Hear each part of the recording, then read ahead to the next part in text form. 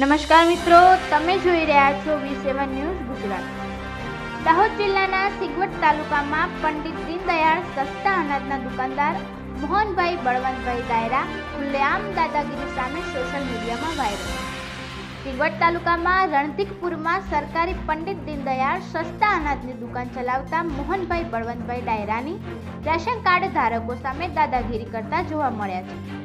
દુકાને અનાજ લેવા જતા ગ્રાહકો સામે અભદ્ર ભાષામાં વાત કરી અને ગાળો બોલી માર મારતા જોવા મળી રહ્યા છે। તો આ દુકાનદારની દાદાગીરી સામે આવી છે, જ્યાં APL1 રેશન કાર્ડ ધારકે આરોપ લગાવ્યો છે કે સરકારે નક્કી કરેલા જથ્થા કરતાં ઓછું અનાજ આપવામાં આવે છે અને રસીદ આપ્યા વગર ગેરરીતિ કરવામાં આવી રહી છે।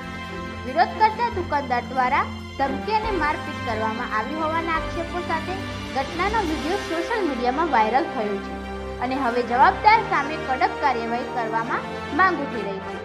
વાયરલ વિડીયોમાં દુકાનદાર કહી રહ્યા છે કે હું તાલુકા પંચાયતને લડીને જીતેલો છું અને પોલીસથી માંડી તમામ અધિકારીઓ મારા અંડરમાં છે, બધાને કમિશન આપું છું, એવું કહી ખુલ્લેઆમ ગાળો બોલી રહ્યા છે। સાંભળો, આ ભ્રષ્ટાચારી ભાજપ સરકારે આવા જ લોકોને સ્પોટ કરીને સાચવી રાખ્યા છે।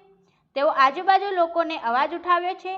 હવે એ જોવાનું રહ્યું છે કે આ દુકાનદાર સામે સરકાર અને કર્મચારી કયા પ્રકારની કાર્યવાહી કરે છે કે શું પગલાં લે છે, તે જોવાનું રહ્યું છે।